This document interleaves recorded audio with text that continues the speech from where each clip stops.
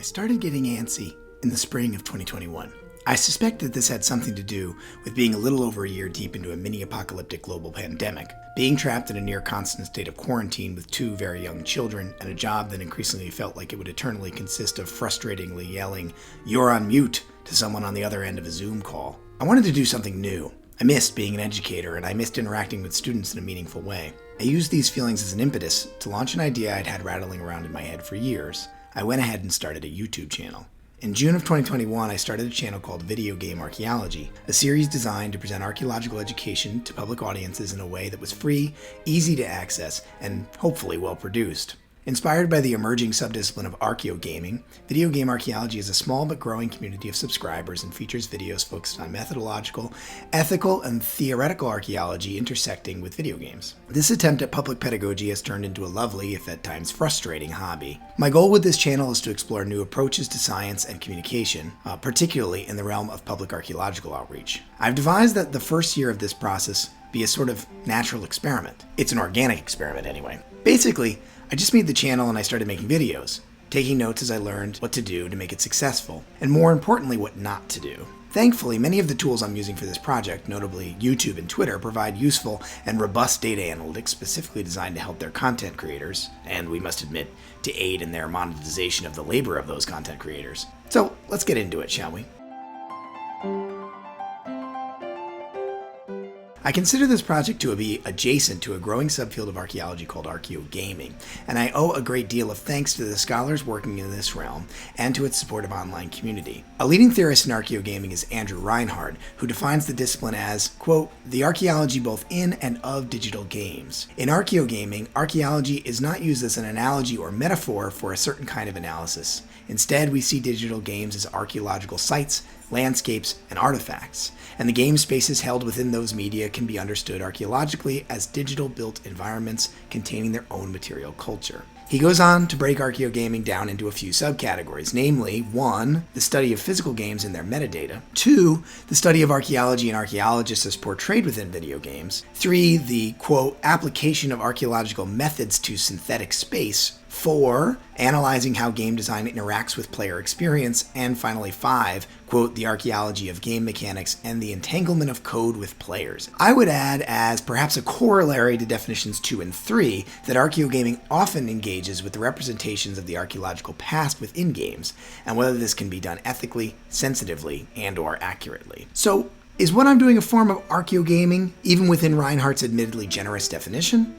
Not exactly. Mostly I've used my videos to teach about archaeological method theory and ethics using video games as an entry point, and a metaphor at times. I think I'd call this work archaeogaming adjacent, though it certainly comes close to more than one of the definitions above. Quick, we should probably define what I mean by a video game. That's a surprisingly complicated question, actually. You can also define this very broadly, referring to almost any simulation or game in which a human interfaces with an electronic or even a mechanical device in any way. Any game or simulation which relies on a visual medium, though there are even exceptions to that rely primarily on the other senses. These definitions are so broad as to be useless, though. Most archaeogamers are engaging with digital games either on PC or major market video game consoles from makers like Nintendo, Atari, Sony, Sega, and Microsoft, made within the last 40 years or so. A majority of that majority is likely focused on mass market video games produced in the last 20 years. Why am I interested in the archaeology of video games, you ask, oh phantom content consumer? Well, that's personal. By which I mean, I only know a lot about exactly two things, archaeology and video games.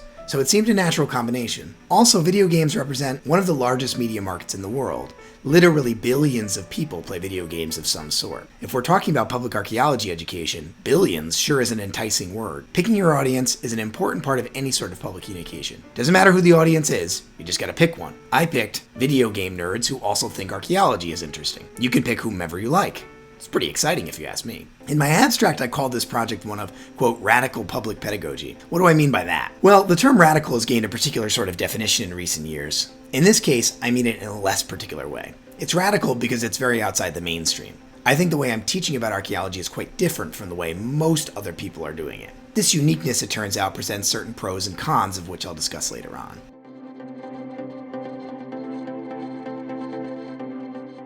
My mode of presentation for this project is YouTube. If you aren't aware, YouTube is arguably the largest and most powerful social media platform in the world, though I'm a little suspicious of defining it as too similar to all other platforms like Facebook or Instagram, for instance. It's a freely available tool where anyone can upload videos and make them public. It's owned by Google. Make of that what you will. It's also run by an algorithm so mysterious, attempts at its unraveling itself constitute a humongous portion of YouTube's content. To attempt to understand YouTube's algorithm requires either a healthy dose of chutzpah or an equally measurable amount of foolishness. My main way of communicating outwardly about this project is Twitter, the least popular and most pretentious of the free social media tools widely used for such things. I primarily use Twitter to engage with Twitter and the Gaming hashtag community. Facebook turns out to be an important tool for engaging with my institutional backing. Reddit is a terrible place that nonetheless has pockets of intensely interested communities. Discord is like a 21st century chat room, except decidedly less or more creepy, depending on your perspective, than a 1990s chat room. I'll get more into all of these in our results section in a little while. A project like this required, and this was a real surprise to me, the accruing of many new and surprising abilities. If you wanted to start your own project like this, my suggestion would be to learn by experience whenever possible. I mentioned before that there's a massive cottage industry in learning to make YouTube videos. Thousands of videos on increasing virality, hacking the algorithm, leveraging social media, naming your videos, making perfect thumbnails. They're all, in my humble opinion, useless. Instead, I'd suggest consuming the best possible examples of similar content to what you want to make. For me, this meant experiencing lots of YouTube videos, documentaries, radio interviews, podcasts, whatever, from great science communicators. It also meant experiencing those same things from people talking about games. Trying to parse what's good and worthwhile from these two camps and mixing them together constitutes most of the magic sauce of this project. You'll also need to accrue technical skills in whatever software you'll need. For me, this meant video editing software, audio editing programs, hardware interface software, and YouTube itself, which provides a surprising amount of depth in its user interface. Your project will likely require other skills. I learned all of that stuff by brute force and trial and error because I'm an idiot. Why not take a class in Adobe Illustrator rather than teaching yourself like I did? That's probably really smart. Leveraging your work on social media is important too, and frankly, using different social media platforms requires practice and accrued skills as well. Producing content on Facebook is actually quite a bit more complex than just using it to share family photos or have arguments with your racist cousin. Learning the language of the different social media platforms is even tougher. How does one write a good tweet? Turns out that's a very complicated question. There are resources to help with this, or you can take the method I described earlier and just follow a bunch of smart people and copy what they do until you get competent at it. Call it an anonymous unpaid internship if that makes you feel better about it. One last, extremely important bit of advice is to leverage your own existing talents. What makes you unique? Are you funny, charming, have a good voice, great hair, an exquisitely shaped nose? Are you a good artist, a creative soul, a good writer? Maybe you write killer haiku. Write about what you know and what you can speak about with passion. Use those skills and those passions and they will shine through.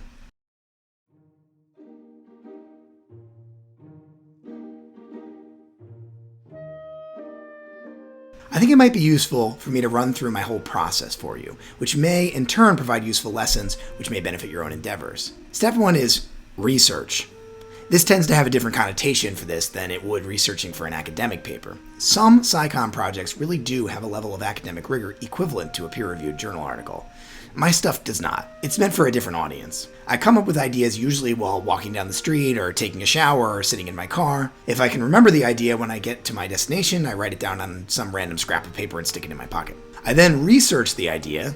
Usually an idea is the intersection of some archaeological content and some video game. For example, collaborative archaeology and repatriation issues, which I cover in my Zelda video, or preservation and taphonomy, which is covered in my Uncharted video. I then play those games, read about them, educate myself about the archaeological topic if I need to, watch other content makers' stuff on them. This part takes a nebulous amount of time. After that's done and I've compiled some notes, I write a script. That tends to take between 4 and 8 hours. I record myself yelling the script into a couple of cameras, at least one of which is usually my phone propped on a pillow or something. That takes maybe 2 hours. I capture video from the game I'm discussing and anywhere else where it's necessary. This can take as much as 20 hours or so. Then I edit the audio and video sections after building a structural outline. That's where the magic happens, so to speak. This can take as much as 100 hours or more depending on the length and complexity of the video. This is a really hard process, I'm not going to lie. Some videos are relatively easy to make, like my washing artifacts video or some of the Let's Play videos I've made. Some videos are much more complicated to make. These are the very densely scripted examples like my Zelda and Uncharted ones. After this, publishing can take a few hours. You need to make a thumbnail, write a description, come up with a title, and headache your way through the rendering process on YouTube. Advertising the videos is a nebulous affair, consisting of making posts about it on various social media platforms and hoping that folks will share them out further. So far, the YouTube algorithm has done almost nothing for me. Nearly every view I've gotten has been from footwork on my part. Direct advertising, institutional advertising by my university, news coverage, and the watches of a growing subscriber list. It's a little bit hard to quantify even using YouTube's tools, but I think I can count on maybe 10 or 20 hands the number of people who have actually watched my videos organically. I don't think YouTube really promotes videos until they can make money off them, and that doesn't happen until you have at least 1,000 subscribers.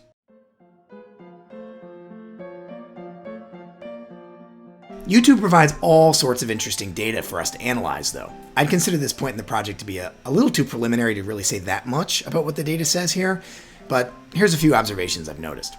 The only surefire way to push up your votes and subscribers is to produce content. You don't necessarily have to produce a lot of content. It doesn't have to come out fast, and it doesn't even have to come out all that regularly. You just need to make good content and put it up there, then get the word out. The strongest correlation so far between views, watch hours, and subscribers and anything else is content publication. You put up a video, people will watch it, people will share it, people will subscribe to your channel because of it. So far, I found more value in sharing different sorts of media. A lot of folks suggest that it's very important to have a brand, and they equate branding with a specific style of videos. Do you make heavily scripted mini documentaries? Do you do unscripted let's plays? Whatever. I've been experimenting with different styles of videos, scripted and unscripted, loose and tight, short and long, etc. And what I found is that each type of video tends to engage a certain type of viewer, and this had a net benefit for the channel, I think. Again, that's very preliminary though, so we'll see if my feelings about that change over time. Here's my other big finding. Virality really doesn't do a whole lot for you. This really surprised me. To be fair, I've not yet had an actual video of mine go viral. However, I've gotten pretty good at writing viral archaeology meme tweets, all of which intentionally funnel thousands and thousands of people adjacent to my video projects, sometimes with me explicitly requesting that they like and subscribe, bro. And I have found the correlation between that virality and channel engagement to be anywhere between modest and non-existent. I recently had a tweet that had 120,000 engagements or something like that on Twitter. It was retweeted over 250 times, liked 1,200 times. That's a lot for a pretty damn specific archaeology joke. That little mini bonanza netted me maybe 3 new subscribers and maybe 15 views. Frankly, that's only very slightly more than I could get on a 2-day stretch in which I did nothing at all. So there you go, 2 conclusions. Conclusion 1, make stuff and keep making it. Building a following is a slow and steady process with a level of growth that's damn near linear and not at all exponential from my experience. Conclusion 2, relatedly, virality is for the most part not a particularly large factor in growing that following. Regularly producing high quality material is the only surefire way to grow a following, and even then the process is slow. Let's bring this thing in for a conclusion with a few last minute observations. In no particular order, of course.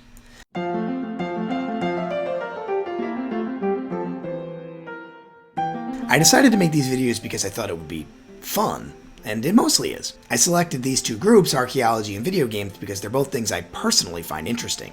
I suggest anyone else do the same. Learn how to use the tools you need in any way you can. Get institutional backing if you can. I basically banged on the door of the media relations guy at my university and convinced him that this was, in fact, interesting, and he managed to get me covered in local newspaper and shared my videos in the school's social medias. Those things did produce views and subscribers. Get yourself a Discord account and a Reddit account and find the communities where people will like the stuff you make. Become a member of those communities. Probably those people will become your new real friends, at least on Discord. Shout out to the Archeo Gaming Collective and the Goblin Bunker Discords. Those guys own. They'll also likely become your first real fans and will help you share your content with others who will enjoy it. Be really patient, because we're talking months to years to build a following, not days to weeks. If you have a traditional academic job, try putting this stuff on your tenure review. I did that, and believe it or not, they seem to think this stuff counts as real research. Recognize that unless you're doing this as your job, and you should probably not ever do that, there will be times when you cannot dedicate as much time to this project as you like. This will probably limit you from ever being a really big person in the realm of science communication, and that's okay. You're still going to reach a bunch of people, or even a small number of people, who otherwise never would have learned anything about archaeology outside of what they see in Indiana Jones movies or a Discovery Channel documentary about Atlantis.